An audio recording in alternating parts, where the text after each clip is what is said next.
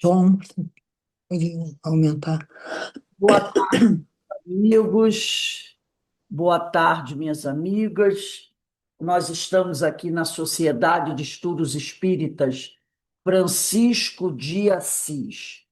Hoje, dia 3 de julho de 2026.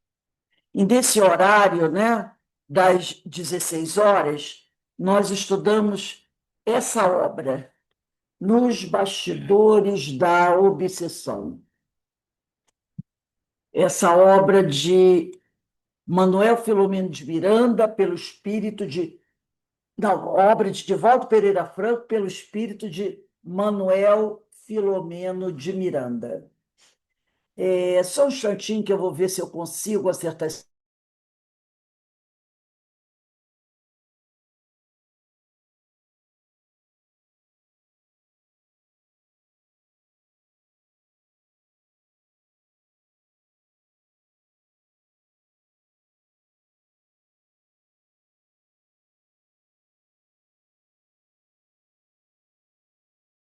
Aparecendo aqui no meio da gravação. Ah, meu Deus. Não sei o que. Ah, já apareceu, desapareceu. É umas coisinhas que hoje está acontecendo muito. Isso, já foi. Vamos lá. Né? Então, vamos começar aqui a nossa aula, o nosso estudo. Como eu falei, o livro é Nos Bastidores da Obsessão, psicografia de Divaldo Pereira Franco, pelo espírito de Manuel Filomeno de Miranda. Nós estamos estudando, vamos hoje iniciar, né? O capítulo 8, Processos Obsessivos. Mas antes de nós iniciarmos, vamos elevar aqui o nosso pensamento ao alto, ao nosso Pai Criador, a Jesus, o médico das almas, para agradecer as bênçãos que o Pai tem enviado para todos nós, rogar ao Pai que nos fortaleça, que nos abençoe, que nos auxilie na nossa caminhada, abençoe nosso lar, abençoe a nossa família, nossos bons propósitos e todos aqueles nossos irmãos que no momento estejam passando por alguma dificuldade. Nós sabemos que há muitos deles, né, passando dificuldades. Então, que o Senhor tenha compaixão desses nossos irmãos e nos dê a permissão para iniciarmos o nosso estudo da tarde de hoje. Antes de nós iniciarmos, eu quero lembrar a vocês que eu mandei para vocês um cartaz do Fórum de Ideias e Debates Espíritas, que vai acontecer na nossa Casa Espírita no domingo, esse próximo domingo agora, 3h30 da tarde, 5/7/26. O tema é Desafios e Cuidados do Médio na Reunião Mediúnica. Então, é um tema muito importante para quem gosta desse assunto, né? Mesas mediúnicas, para quem trabalha nas mesas mediúnicas, quem vai fazer o seminário é a nossa irmã Marise Vivo. Então, ela é estudiosa dessa área da mediunidade. Então, o tema é Desafios e Cuidados do Médio na Reunião Mediúnica. Peço a todos vocês que divulguem, eu já mandei o link, então divulguem para os seus amigos, principalmente aqueles que trabalham na mediunidade, porque é uma oportunidade de estudo, é uma oportunidade de aprendizado para todos nós. Só vou pedir a vocês um minutinho aqui que eu tenho que acertar uma coisinha aqui, e é da câmera. A nossa câmera aqui está meia. Não, não está. Essa câmera que está funcionando não é essa. É agora que entrou ela. Se ela tem que vai sair. Um minutinho, gente.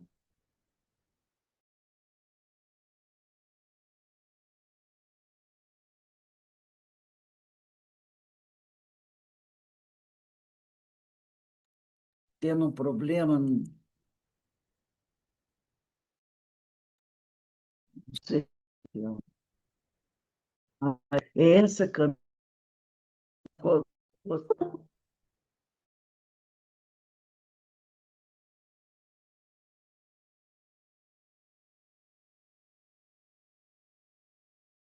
Um minutinho, gente, que eu tenho que acertar aqui.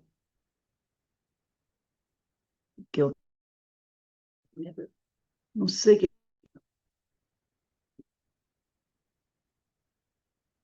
Vou parar aqui a gravação. Isso aí. Bem, meus irmãos, vamos lá, aqui nos nossos estudos, né? Continuar aqui os nossos estudos. Então, nós vamos começar aqui no capítulo 8, processos obsessivos, né? Por isso que é bom, né? Quem é inteligente obedece. Então, vamos começar aqui.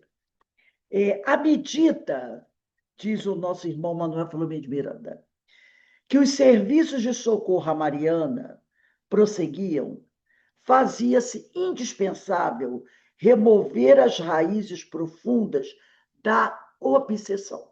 Então, a nossa irmã Mariana, né, ela era, sofreu aquele parto, né, na realidade foi um parto terrível, aonde ela teve que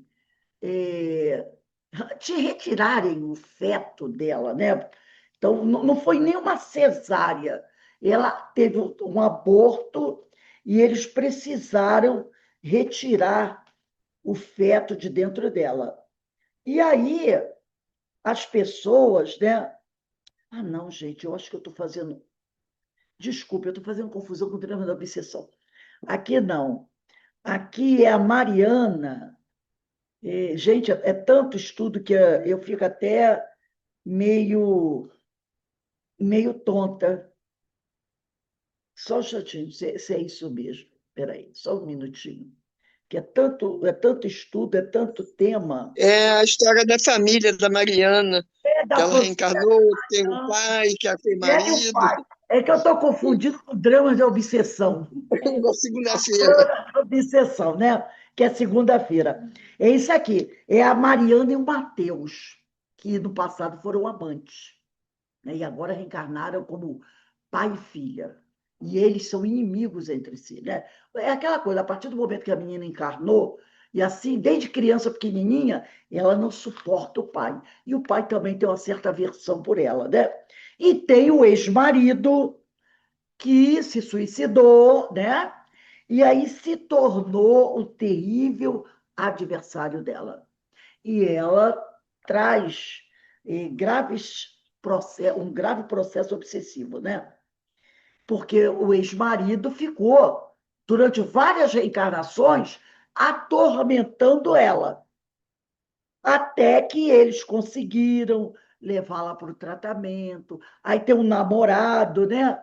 E o namorado acabou seguindo com ela, assistindo às palestras, se interessando, né? E ela começou a dar sinais de melhora, né? O Adalberto, que é o namorado que, na realidade, não tinha interesse por ela, ele queria se aproveitar. Mas depois daquela fase ele foi impedido de encontrá-la, né? Ele voltou a procurá-la, e ele não sabe nem por que ele a procurou, mas foi a espiritualidade. E a mãe dela permitiu Dona Rosa que ele a visitasse, ele acabou se interessando, passou a acompanhá-la nas reuniões no centro espírita e se interessou pela doutrina, né? Mas ela continua num processo obsessivo ainda que requer muito cuidado. Então, aqui no capítulo 8, o Manuel Filomeno Miranda vai falar sobre isso, sobre a obsessão, porque o problema dela é grave, né? Ela está em tratamento, mas já foi dito que esse tratamento dela vai demorar, vai levar um certo tempo. Aí aqui ele começa, né? À medida que os serviços de socorro à Mariana prosseguiam, porque esse serviço de socorro dela vai durar bastante tempo, fazia-se indispensável remover as raízes profundas da obsessão que, através das vinculações de Guilherme, a ligação de Guilherme, o ex-marido dela e obsessor, e Teofrastos, que é aquele líder lá das trevas, se tornaram mais complexas. Porque o Guilherme foi pedir ajuda a esse líder, né, dessas falanges do mal. Porque ele queria acabar com ela. Na realidade, o sonho dele, o desejo dele, sabe qual era? Era que ela e o namorado tivessem um relacionamento, que ela engravidasse do namorado e que ele reencarnasse como filho dela, para atormentar ela e o avô, que era o pai dela. Era isso o sonho. E ele estava tentando articular com os Teofrastos esse tipo de coisa. Mas, graças a Deus, a espiritualidade impediu que naquela noite ela encontrasse o namorado. E ela voltou para casa com uma amiga, né? E o namorado teve um problema gastrointestinal e não podia ir ao encontro. Então, o tratamento que ela vai passar é um tratamento para remover da mente dela as raízes profundas da obsessão, que através das vinculações de Guilherme, o ex-marido, o obsessor, a Teofrastos, se tornaram mais complexas.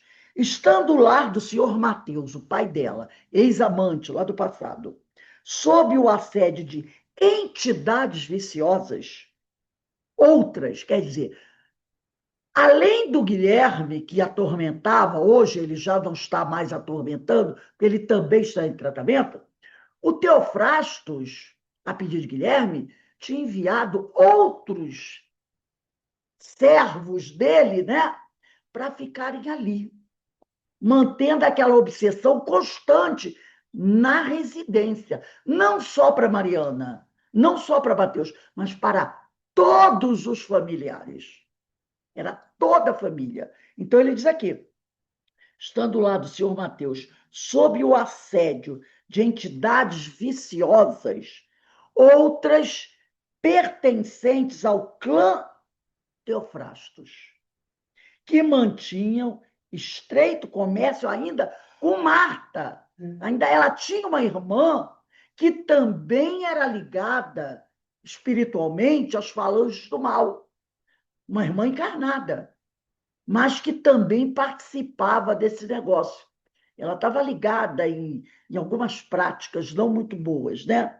Então, o clã do Teofrastos mantinha também um estreito comércio conúbio, né, com Marta, a filha mais velha. O movimento de desencarnados era muito expressivo na casa, em atividade contínua, e os resultados nefastos. Então, além da Mariana estar passando ali por uma situação difícil, sob o assédio do Guilherme, o Teofrastos, a pedido de Guilherme, passou a atuar também em volta à família, porque a família toda era meio comprometida, né? Só quem escapava dessa família era a mãe, né? A Rosa, e a Amália, que era a irmã dela, né?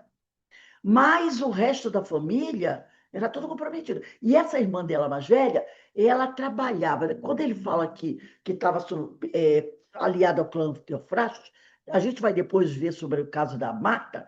Essa irmã dele trabalhava com um centro espírita ligado às coisas do mal. Depois ele até vai dizer, parece que negócio de quimbanda, né? Que são uma casa que trabalha muito com essas coisas para fazer o mal para os outros. E essa irmã dele, Marta, trabalhava, tinha ligações com uma casa espírita, né, que realizava, espírita não, espiritualista, que realizava essas práticas.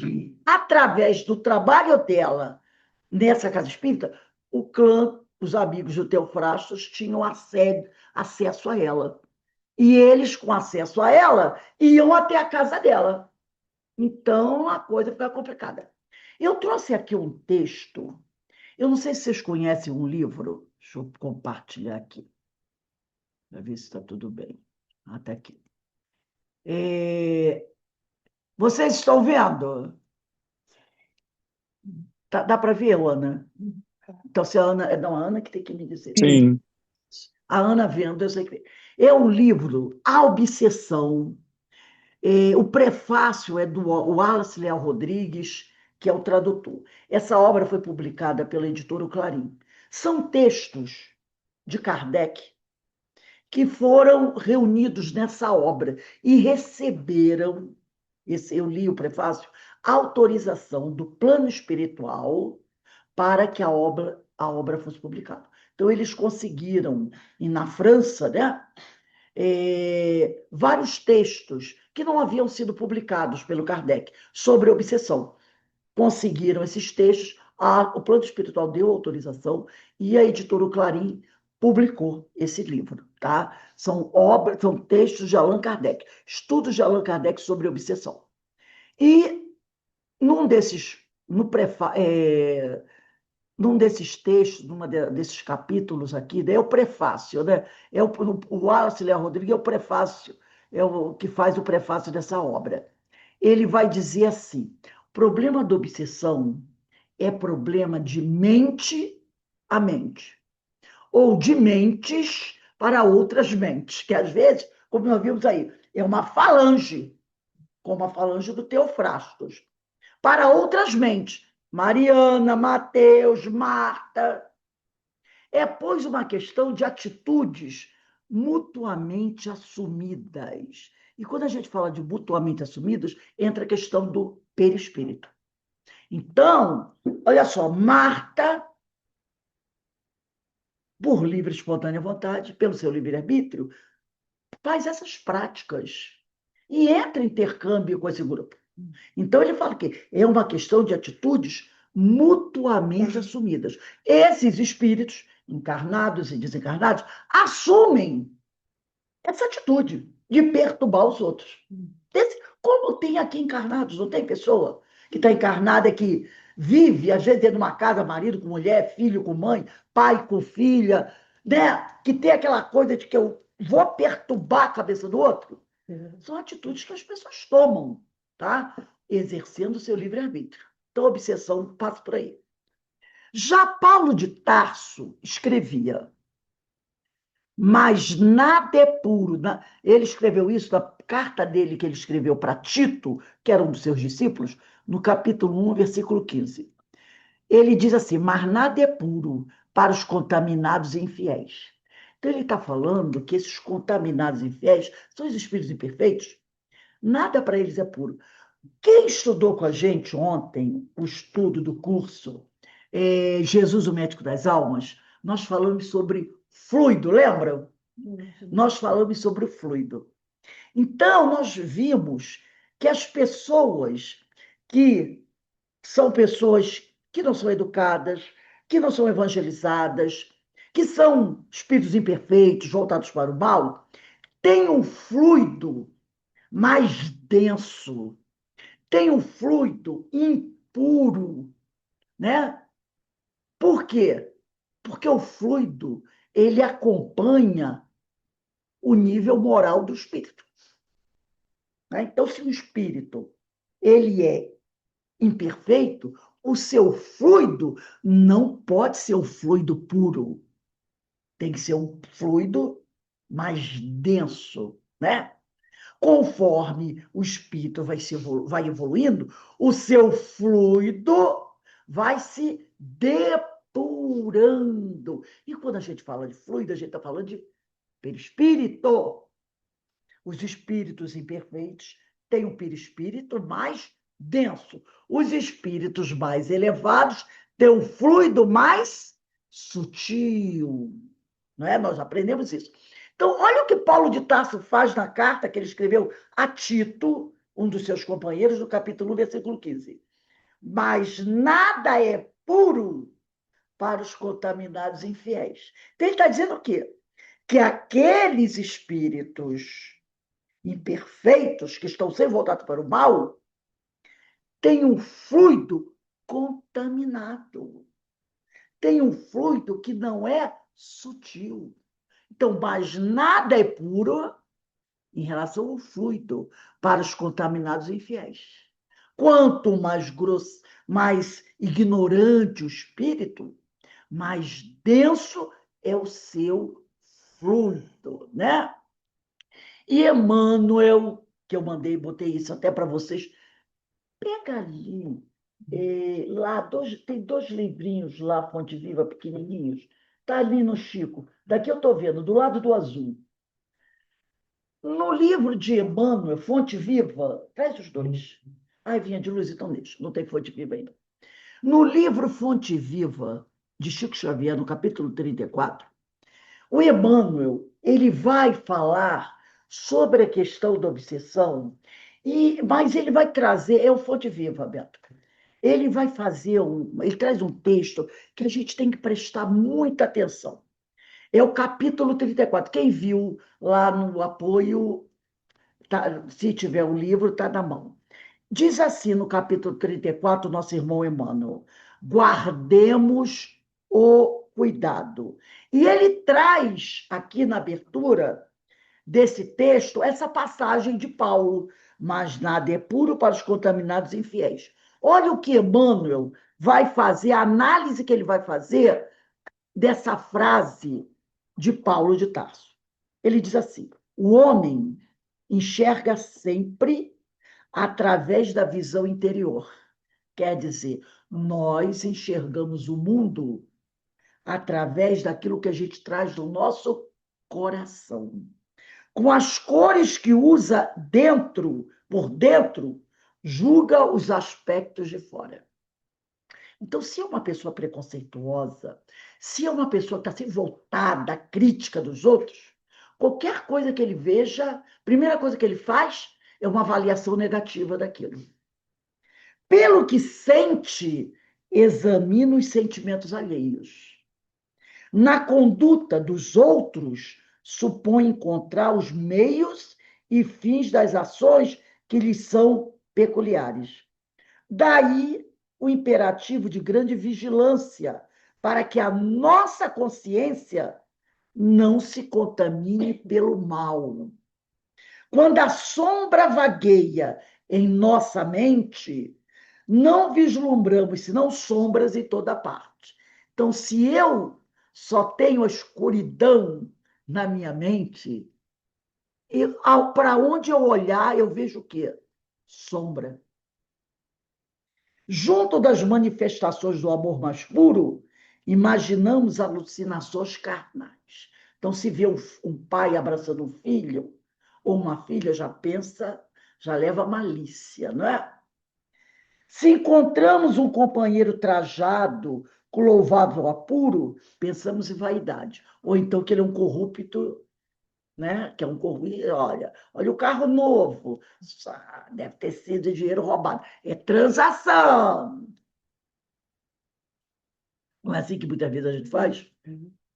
Ante o amigo chamado à carreira pública, mentalizamos a tirania política. Então, se algum companheiro vai se candidatar a um cargo político, a gente já pensa que já veio toda, né? Político, todos são ladrões. E vai entrar na política, já sabe, né? Vai debandar para a corrupção.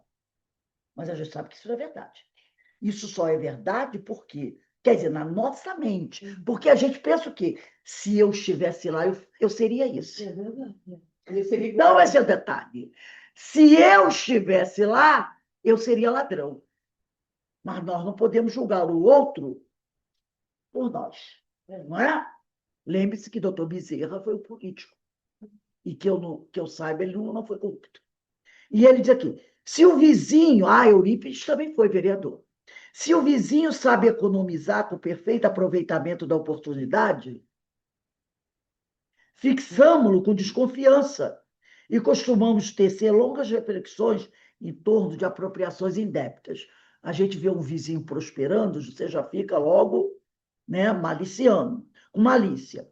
Quando ouvimos um amigo na defesa justa, usando a energia que lhe compete, relegamo-lo de imediato à categoria dos intratáveis. Então, quando alguém está fazendo a defesa de alguma coisa, né, e que ele sabe que aquilo é verdade, o outro que pensa diferente já pensa o quê?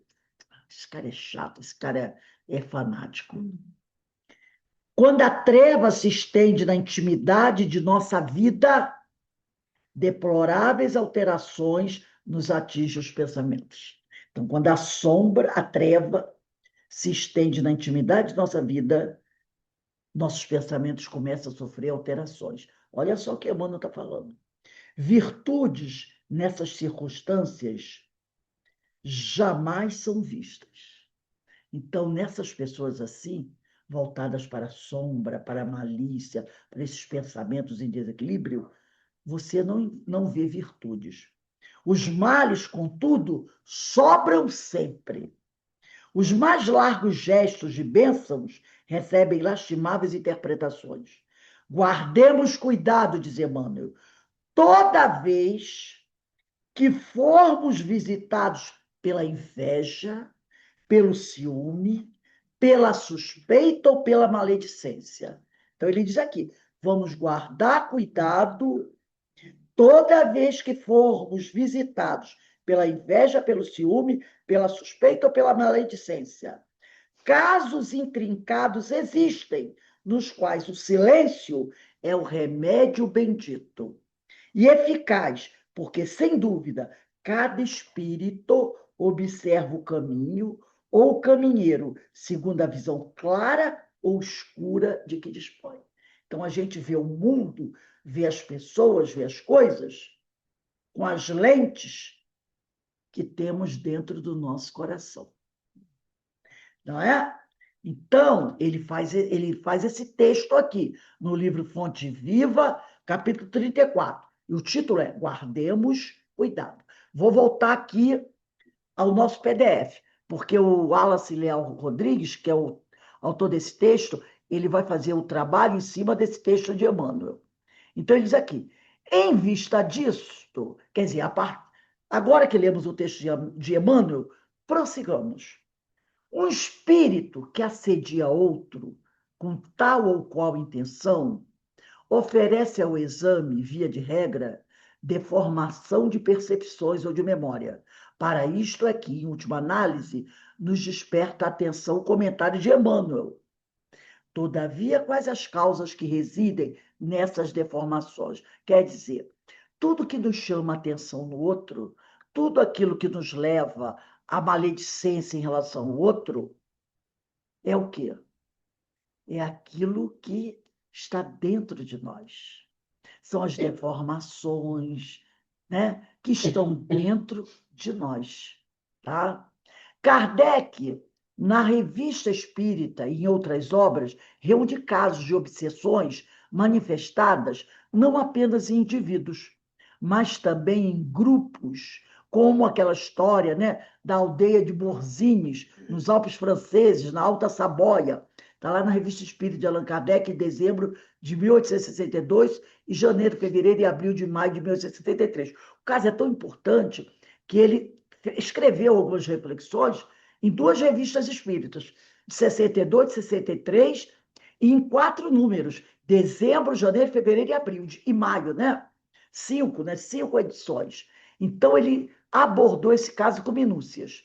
Trata-se, pois, de um comportamento social, isto é, de uma delicada textura, tal as maneiras como seres humanos. Os espíritos são seres humanos. Ele chama atenção. Se ajustam ou não se ajustam ao meio social. Neste caso, provocando toda a gama de desequilíbrios que Kardec, com tão grande felicidade, cataloga ao vivo. Então, esse processo obsessivo Morcini não foi com uma pessoa, foi toda uma aldeia, toda uma comunidade sofreu o processo obsessivo. É como se uma nuvem de sombra, tira o som, por favor. Foi como se uma nuvem de sombra se debruçasse sobre aquela aldeia. Então, ele está querendo mostrar que isso não afeta apenas uma pessoa, pode afetar toda uma comunidade, né? Aí ele continua aqui. Mas, em particular, é preciso que se focalize uma forma de ajustamento, os desenvolvimentos das atitudes. A análise das atitudes apresentadas por inteligências desencarnadas. Ontem, preocupava Kardec, tão seriamente quanto hoje, em criaturas encarnadas. Então, a preocupação que tinha Kardec com a questão do processo obsessivo que envolvia os espíritos no passado, hoje, né, também preocupa, porque esse processo obsessivo atinge também as criaturas encarnadas. É a preocupação mais importante dos psicólogos sociais. Ora, não vai um passo entre as atitudes assumidas por inteligências encarnadas e as desencarnadas. Quer dizer, esse processo obsessivo que envolve a nós encarnados e aos desencarnados é muito semelhante. Em ambos os casos, o fenômeno psicológico se reveste de tremendo significado social.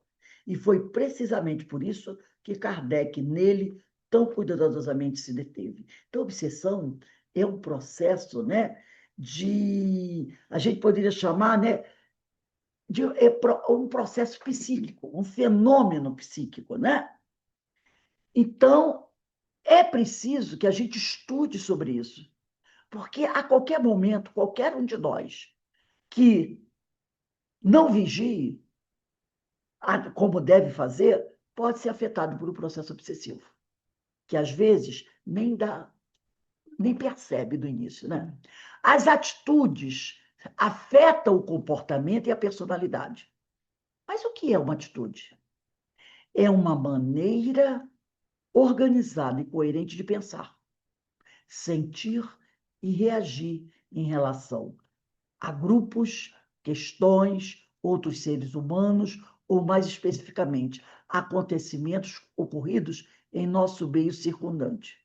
Se as atitudes de uma pessoa tornam-se inabalavelmente fixas, ela estará então pronta para classificar pessoas ou acontecimentos em um dos seus padrões emocionalmente elaborados de pensamento. Então, quando você, né, tem aquela posição radical, fixa sobre alguma coisa, aonde você não aceita a flexibilidade. O que é a flexibilidade? Realmente, você pode até dizer assim, aqui no Brasil a coisa está complicada, nós temos um grande número, e não estará dizendo mentira, de políticos que não estão em acordo com as leis morais. Mas não podemos dizer que todos são corruptos. É essa inflexibilidade que é perigosa. Entendeu? Você não pode dizer todos são corruptos. Você não pode dizer isso. Essa inflexibilidade. E os espíritos não fazem isso. Eles não têm essa posição radical, esse engessamento. Então, se as atitudes de uma pessoa tornam-se inabalavelmente fixas, engessadas, ela estará então pronta para classificar pessoas ou acontecimentos em um dos seus padrões emocionalmente elaborados de pensamento. Então, tudo que ela vê em relação àquilo que ela pensa, ela vai classificar daquela forma. E aí que mora o perigo, né? De modo que fique incapacitada para examinar ou reconhecer a individualidade dessas mesmas pessoas no evento. Então, a partir daquele momento onde ela coloca todo mundo no mesmo balaio e é irredutível, ela se torna incapacitada para fazer o exame ou reconhecer a individualidade daquelas pessoas. A avaliação dela se torna uma avaliação comprometida. Tudo conforme Emmanuel deixa explícito em sua mensagem, né? Porque na mensagem dele, ele diz isso, ele diz aqui, ó, vou pegar só um pedacinho, com as cores que usa por dentro, julga os aspectos de fora.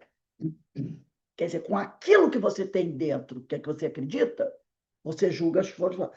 Pelo que sente, examina os sentimentos alheios. Né? E aí ele diz: quando a sombra vagueia em nossa mente, não vislumbramos senão sombras em toda parte. Né? Então, é isso que ele está falando aqui. O homem enxerga sempre através da visão interior. É isso que Emmanuel está falando aqui. Por isso que ele disse aqui: Emmanuel deixa explícito em sua mensagem o que está escrito aqui. que essa pessoa está incapacitada para examinar ou reconhecer a individualidade das pessoas dos eventos. E dessa maneira que as atitudes fixas ou estereotipadas reduzem a riqueza potencial e constringem as reações. O estudo... Opa, foi muito... Correu muito aqui. Vamos lá. O estudo do processo obsessivo nos fornece ampla amostragem desse fato. Ocorrência importante a ser enfatizada, principalmente no meio espírita, onde se tem por lema que o verdadeiro espírita reconhece-se por sua reforma íntima. É que não estamos completamente cônscios da maioria das nossas atitudes, nem da extensa influência que elas têm sobre o nosso comportamento social. Mas, através da citada vigilância, numa análise detalhada, podemos localizar o funcionamento de certas atitudes em nós mesmos. Aí a gente vai, quando ele diz aqui, mas através da tão citada vigilância, numa análise detalhada, podemos localizar o funcionamento de certas atitudes em nós mesmos. Uma oportunidade para isso. Dá uma olhadinha na questão 919 e 919A do Livro dos Espíritos, quando Agostinho diz, né, que todos nós deveríamos fazer aquela autoanálise toda noite antes de dormir.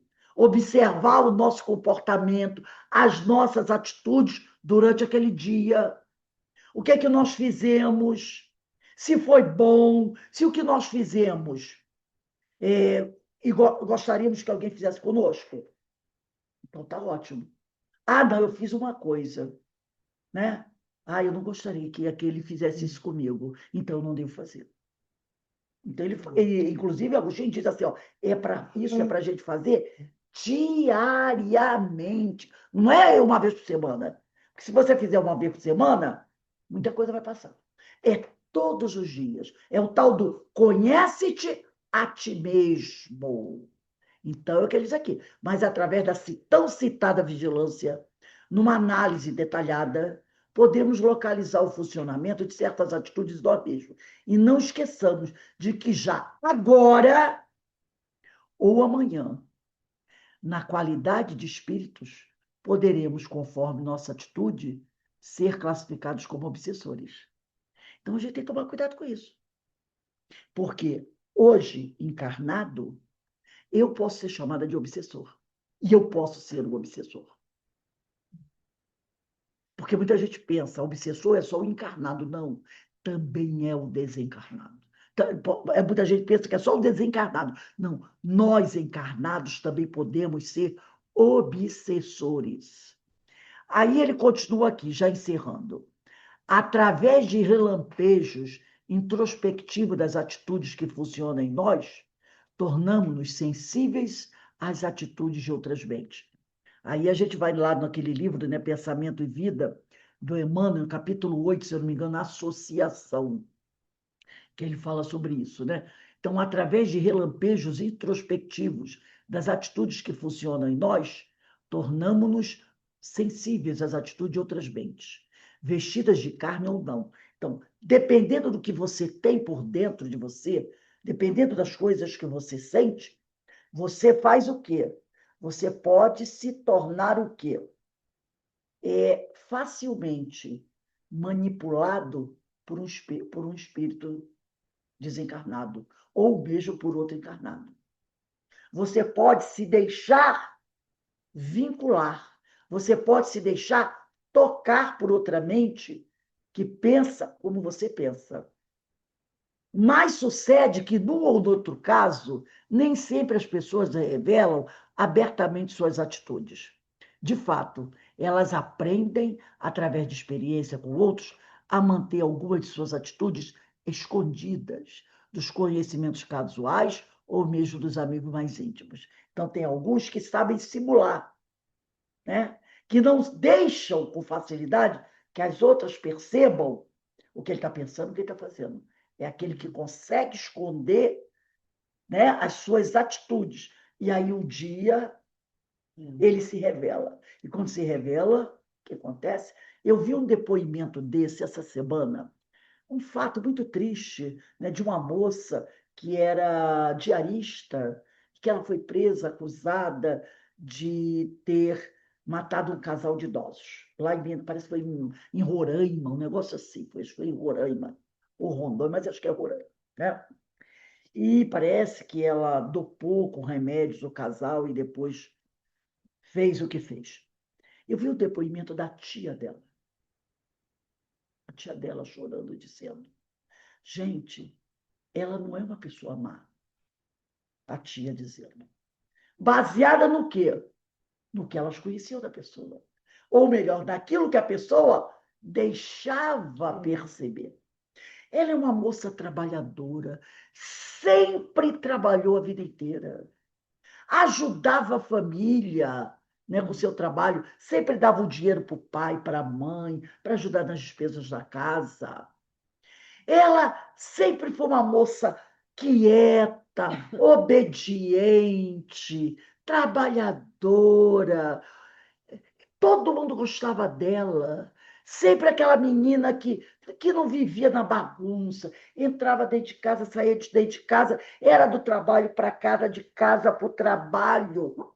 E aí a tia chorava, dizia assim: nós estamos desesperados, nós estamos sem ter o que dizer, envergonhados, pedindo desculpas, porque jamais imaginamos. Essa moça parece ter uns 30 anos, essa moça que cometeu esse crime. Jamais imaginamos que ela, aquela menina criada dentro de casa, querida por toda a família, pudesse tomar uma atitude dessa.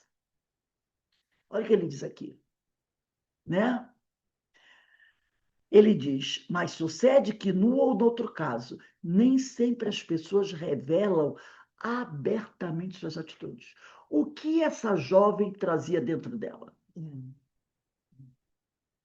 De fato, elas aprendem, olha o que ele diz aqui, através de experiências com outros, a manter alguma de suas atitudes escondidas dos conhecimentos casuais ou mesmo dos amigos mais íntimos.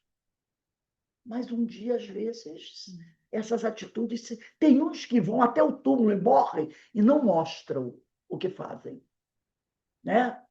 Outros, de repente, mostram. E é o caso dessa família.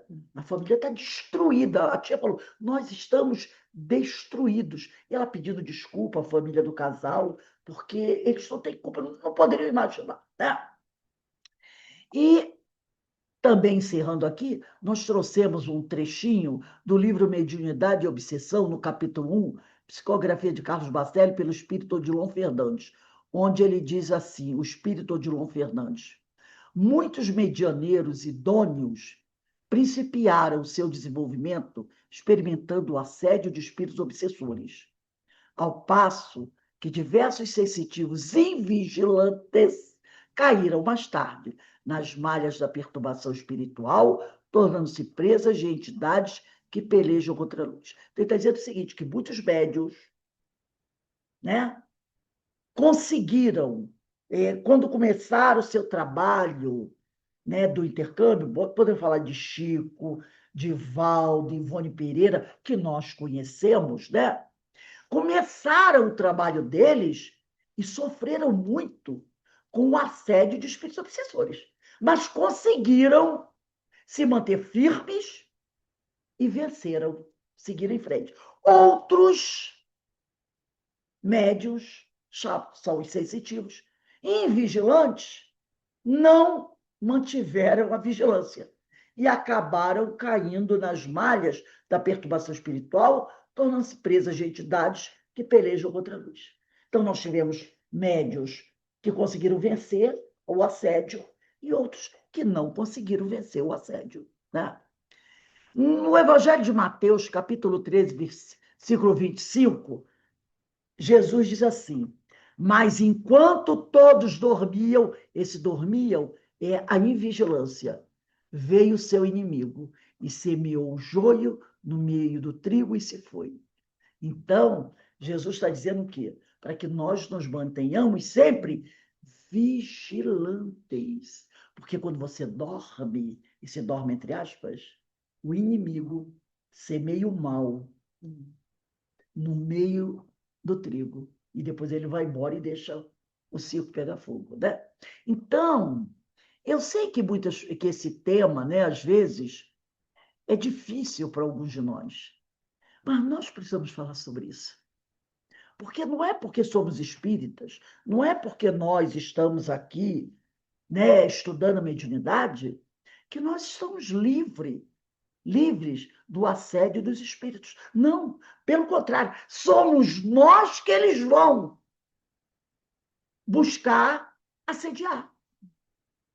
Por quê? Porque lá no passado, nós éramos associados deles.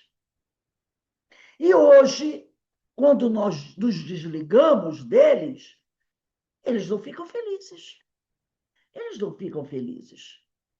Eles vêm buscar. Que isso? Vai me abandonar? Era meu parceiro? Vai me negar? Vai olhar para o outro lado? Não quer saber de mim? Aí cresce neles o quê? A raiva, o ódio, o desejo de vingança.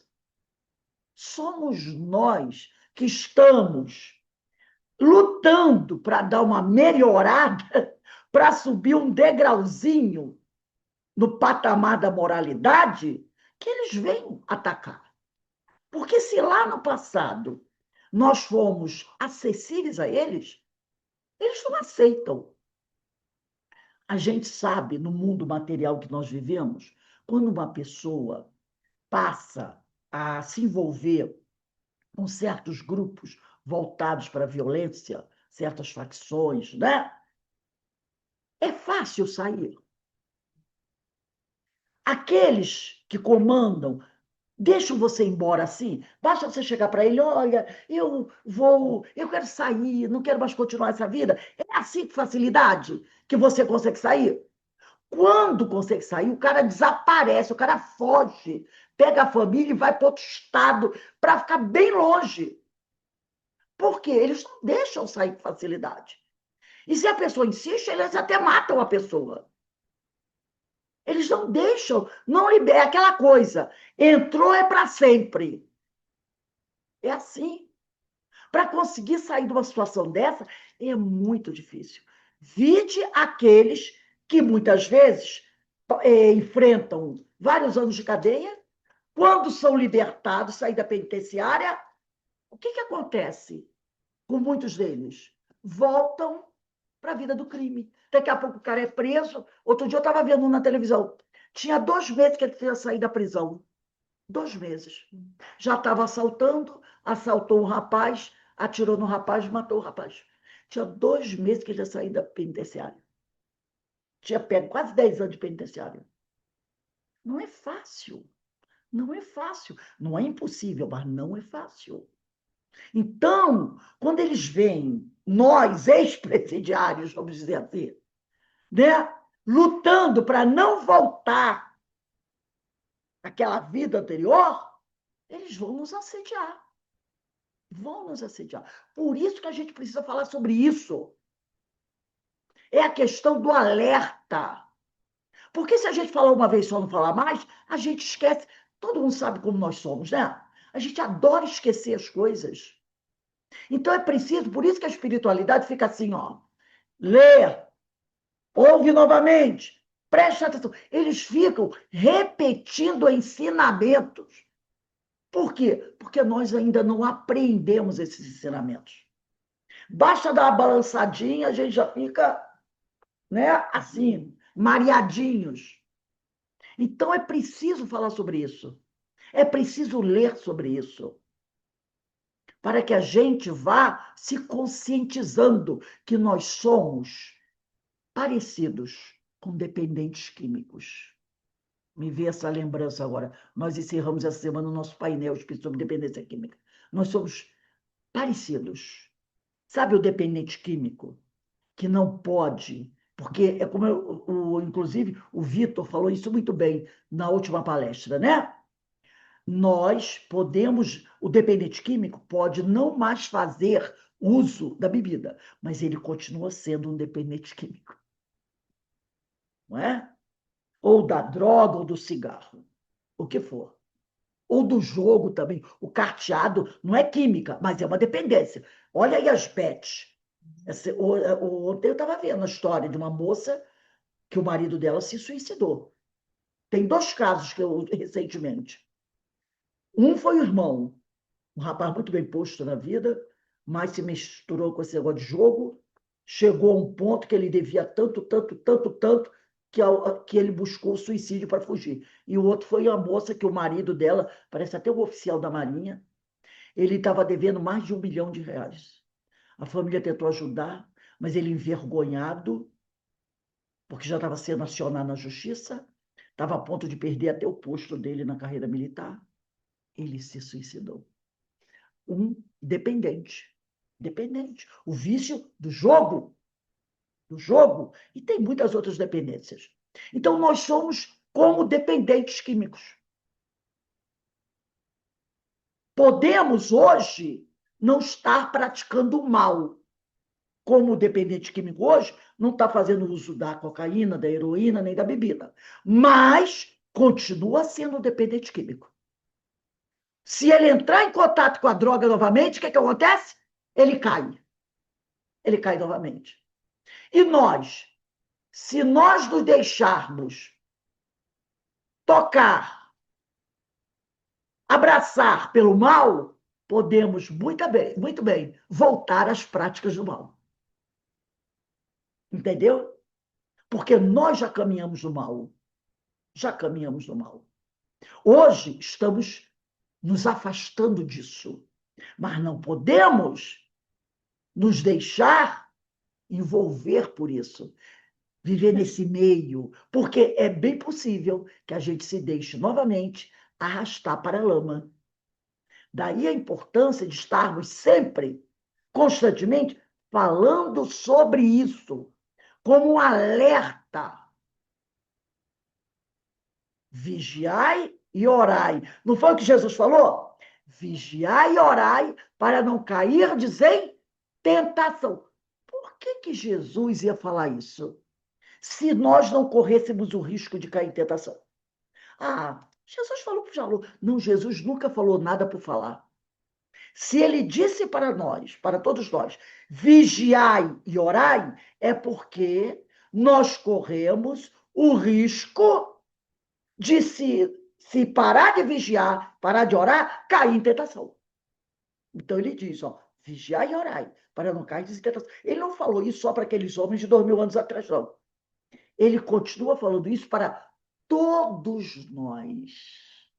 Porque todos nós estamos dentro do grupo de risco. Vigiai e orai, para não cair em tentação. Por isso que constantemente esses temas vêm aos nossos olhos. É o alerta. Quando a gente vê um texto desse, ou lê um livro como esse, é Jesus dizendo, vigiai e orai, tá? Vigiai e orai. Vamos voltar aqui ao nosso livro, Nos Bastidores da Obsessão, do capítulo 8. Agora eu vou para o 3º parágrafo. Portadora de mediunidade, com amplas possibilidades, Marta, a filha mais velha do seu Mateus e Dona Rosa, irmã de Mariana, reencarnara, ligada a comensais do erro. Comensais quer dizer antigos parceiros, tá? Então ela reencarnou, mas continuou mantendo ligação com antigos parceiros desencarnados que estavam lá no plano espiritual. Comensais do erro em que derrapara ela espontaneamente, livre-arbítrio, em existência pregressa, no passado. A quinhoada, né? Quer dizer, uma pessoa com muitas capacidades. A quinhoada com os recursos psíquicos do intercâmbio espiritual era uma média ostensiva, uma boa média ostensiva. Deveria aplicar as forças de ordem paranormal, sua mediunidade, ao serviço do bem. Ela deveria praticar a mediunidade com Jesus. Essa é a mediunidade a serviço do bem e da caridade, de modo a auto-iluminar-se, iluminando, por sua vez, os que se lhe vinculavam pelos fortes liames das dívidas. Porque se ela, aqui encarnada, começasse a praticar a mediunidade com Jesus, ela serviria de exemplo para os antigos comparsas do passado, que poderiam, ao ver o trabalho que ela realizava aqui, começar o quê? A se modificar. Porque eles olhariam para ela e diziam assim, nossa, que transformação ela está passando. Né? E poderiam dizer para ela o que eu ouvi uma vez de um amigo, de um companheiro espiritual. Ah, se ela melhorou, eu posso melhorar também, porque eu sou muito melhor que ela. Eu ouvi isso. Eu ouvi isso. Ele disse assim na mesa mediúnica para mim. Ah, se ela está aqui e ela melhorou, então eu também posso, porque eu sou muito melhor que ela. Então, veja só, né?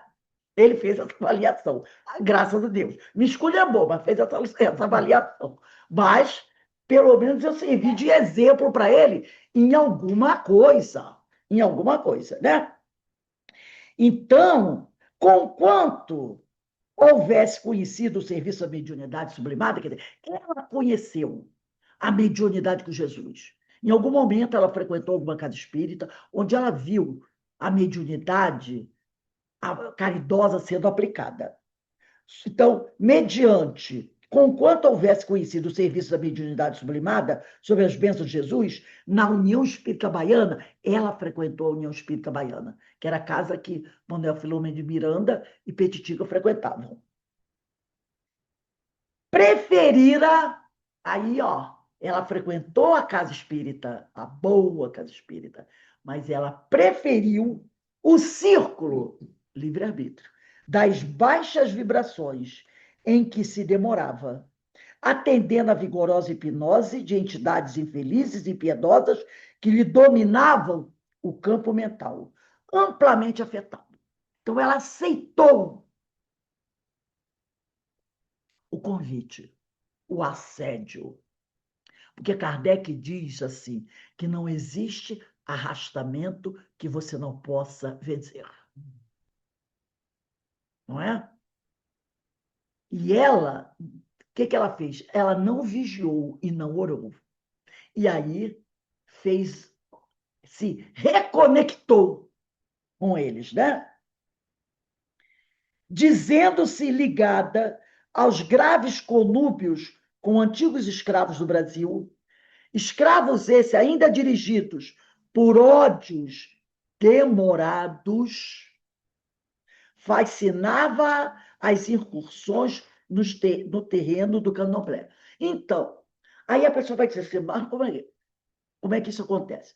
Vamos pensar o seguinte, nós já estudamos aqui, né, que aqueles espíritos que passaram pela escravidão, a maioria, grande parte deles, não era formada por espíritos primitivos. Lembra que nós já estudamos sobre isso? Eram espíritos que, em reencarnações muito anteriores àquelas da escravidão africana, eles viveram na Europa, no Oriente. Eram aqueles espíritos bárbaros, violentos, os assírios, babilônicos, persas, romanos, gregos, que participavam daquela atrocidade toda, lembra? Lá no passado, 500 anos, 1000 anos antes de Jesus, ou no período de Jesus, lembra? Os próprios romanos, lembrando de Jerusalém, né? Qualquer insurto, eles admitiam tudo, os romanos. Você podia ter a sua religião, agir assim, só não perturbava a cabeça deles. Qualquer rebelião contra Roma, eles aniquilavam, devastando, matando todo mundo. Os próprios judeus, quantas vezes foram exilados, né? Levados pelos persas, pelos babilônicos. Eles eram muito cruéis. Esses espíritos que viviam nessa crueldade, esse assunto também é abordado por Richard Simonetti numa crônica maravilhosa, ele falando do imperialismo. Esses espíritos lá, que viveram 500, 800 anos de Cristo, ou no período que eram os guerreiros, depois vieram os bárbaros, visigodos, né? Todo mundo sabe o que eles faziam. Arrependidos, pediram uma encarnação onde eles pudessem sofrer o que muitos deles fizeram fazer sofrer. E muitos deles reencarnaram na África. E se tornaram o quê? Escravos. As violências que sofreram na escravidão eram as dores que eles, lá no passado, fizeram sofrer. Agora, foram todos aqueles que sofreram e que passaram por essa escravidão e que eram bonzinhos? Não. Muitos arrependidos pediram isso, mas muitos outros que foram até obrigados a entrar nesse processo para se purificar, não aceitavam, continuavam com aquela mesma índole de quando ele foi aquele guerreiro lá do passado, matador, destruidor, se tornou um escravo, sofreu tudo que sofreu. A oportunidade dele qual era? Ao desencarnar, perdoar seus agressores. Muitos não. Muitos não perdoaram. Queriam o quê? Vingança. Não é? Muitos aceitaram, compreenderam que a cada um segundo suas obras e seguiram em frente, se tornaram, né? Alguns voltaram, né, ao plano espiritual, se tornando espíritos redimidos. Outros não. Outros, após a desencarnação, buscaram o quê? A vingança. Lembra do Guilherme? Não estou dizendo que foi o caso dele, que ele foi um escravo africano. Não. O Guilherme foi um homem que, quando ele se suicidou, por vergonha, né, da traição que a mulher praticou, o que ele procurou? Ele procurou parar para pensar: não, a minha mulher me abandonou porque eu fui um péssimo marido. Eu não fui bom para ela. Ele não foi bom, não. Eu abandonava, eu a tratava pior que um animal. Um dia, ela, cansada disso, encontrou alguém e me abandonou. E ele se suicidou por causa da vergonha que ele passou por ter sido abandonado. Ele fez essa reflexão? Não, eu tenho que perdoá-la, porque eu também não fui. Não, ele buscou o quê? Vingança. Vingança. Então, muitos desses escravos que morreram, que, como diz o estudo que nós fizemos, né? Foi até o Augusto Cury, se eu não me engano, é o Augusto Cury que fala sobre isso, não me lembro bem o que nós fizemos, acho que é o Jesus, o médico das almas. Ele fala sobre isso, não eram espíritos bonzinhos, não eram. Muitos deles buscaram a vingança. E, no caso Marta, né? Ela foi buscar essas casas espiritualistas voltadas para o mal. Ele não está querendo dizer aqui que todo terreiro de candomblé praticou mal. Todos, não. Mas alguns, pode ser. Entendeu? Ela foi procurar um que estava vinculado a isso. Entendeu? Não, ele não está querendo dizer que todos os terreiros de candomblé praticam mal. Não. Mas alguns podem praticar. E foi um desses que ela foi procurar. Tá? Deixou a casa espírita e foi procurar um desses. Aí ele diz aqui: inexperiente e insensata. Quer dizer, ela não conhecia bem do negócio, né? Em cujos segredos procurava aprofundar-se, penetrando lamentavelmente em grosseiras burlas que a conduziam a dolorosos processos de possessão paulatina e segura.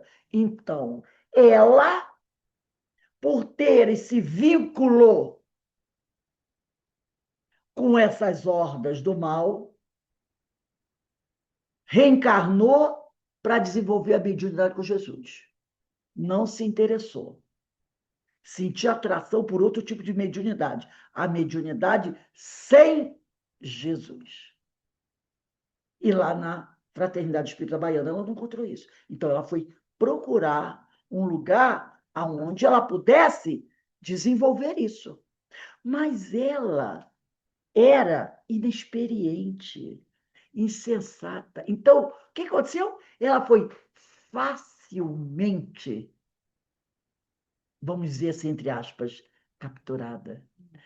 Facilmente envolvida. Ela estava querendo conhecer os segredos, aprofundar-se nesse tema da magia, né? Da manipulação de fluido voltado para essas experiências. E acabou que penetrando, lamentavelmente, em grosseiras burlas que a conduziam a dolorosos processos de possessão paulatina e segura.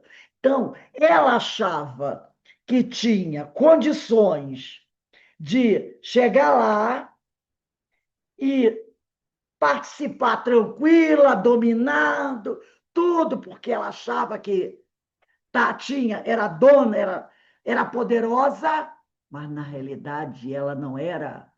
Aquelas mentes que trabalhavam ali tinham muito mais conhecimento que ela, muito mais poder que ela, e facilmente ela foi enredada, atraída e acabou passando por um processo de possessão paulatina, quer dizer, aos poucos e segura. Então, ela acabou se tornando uma médium sob o efeito de possessão. Né? Tem a obsessão simples, a obsessão simples, a fascinação, a subjugação e a possessão, que é um dos mais graves. Ela acabou se tornando o quê? Uma escrava daquelas mentes mais cruéis, mais poderosas. E acabou se envolvendo. Eu vou parar aqui, mas a gente ainda vai fazer uma coisinha. Vamos botar aqui, esse próximo parágrafo, é o parágrafo 4, começa assim, dirigida por mentes tenazes. Vamos botar a data aqui, 10/7/26, que a gente vai continuar semana que vem.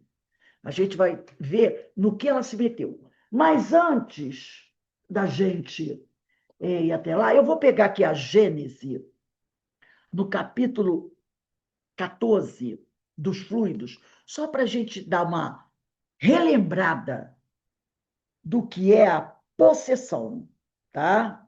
Porque na possessão a gente vai ver que coisa terrível. Quer dizer, ela chegou, se aproximou, querendo conhecer daquelas coisas, mas ela era inexperiente. Né? É igual esses meninos, jovens ainda, que mergulham nesses grupos maiores, achando que eu vou vir para cá para ganhar um dinheirinho, para comprar, para arrumar um tênisinho, né? Uma coisa bonitinha, e quando ele vê, está mergulhado naquele cipoal do crime, e mais tarde ele vai ser usado como bucha de canhão. Não é assim? É quem eles botam na frente para tomar o tiro, enquanto o poderosão está lá na sua cobertura, na Zona Sul. E ele está morrendo lá no meio do mato. Então, aqui na Gênesis, capítulo 14 dos fluidos, não vou ler tudo, vou tirar alguns trechos. Kardec diz assim, eu vou pegar o segundo parágrafo do item 47. Na possessão, em lugar de agir exteriormente, o espírito livre se substitui, por assim dizer, ao espírito encarnado. Faz eleição de domicílio em seu corpo, sem que, contudo, este o deixe definitivamente, o que não pode ter lugar senão com a morte. A possessão é, pois, sempre temporária e intermitente. Quer dizer, o espírito fica um tempo, aí se afasta. Daqui a pouco ele volta, tá? Porque um espírito desencarnado não pode tomar definitivamente o lugar e a dignidade de um espírito encarnado, atentando que a união molecular do perispírito do corpo só pode ser operada no momento da concepção. O espírito, na posse momentânea do corpo, serve-se dele, no caso da possessão, como do seu próprio. Fala por sua boca, vê pelos seus olhos, atua com seus braços, como se tivesse feito de sua vivência. Não é mais como na mediunidade psicofônica, na qual o espírito encarnado fala transmitir o pensamento de um espírito desencarnado. É este último desencarnado, ele próprio que fala, e que atua, e se você o tiver conhecido em vida, reconhecê-lo-á pela sua linguagem, sua voz, pelos seus gestos e até pela expressão de sua fisionomia. Aí ele diz aqui, né? Uma coisa interessante. A obsessão é sempre uma ocorrência de um espírito malfeitor. Mas a possessão também pode ser a atuação de um bom espírito, que quer falar e, para causar maior impressão em seu ouvinte, toma emprestado o corpo de um encarnado, que lhe empresta voluntariamente, como se emprestasse sua veste. Isso se faz sem nenhuma perturbação, nem mal-estar. E durante esse tempo o espírito se encontra em liberdade, como no estado de emancipação, e mais frequentemente ele se coloca ao lado de seu substituto para escutá-lo. Quer dizer, vamos imaginar um Emmanuel, uma Joana de Ângeles, querendo enviar uma mensagem, mas não querendo que o médium interferisse na comunicação. Então, o médium, Chico Odivaldo, confiando, com confiança plena no Emmanuel, né, e na Joana, entrega seu corpo, para que o espírito tome posse do seu corpo temporariamente. E ele, o médium, fica ao lado do corpo dele, em espírito, ouvindo a mensagem, que vai sair mais pura, porque o espírito, o médium, não vai estar ali junto, né? A mensagem não vai passar pela mente dele, vai ser direta. Agora, isso é a possessão boa. Porque a obsessão é sempre a ação de um espírito mau. Mas a possessão não. Ela pode ser a ação de um espírito bom ou de um espírito mau. Aí ele vai dizer assim: agora, quando o espírito possessor é mau, as coisas se passam diferentemente.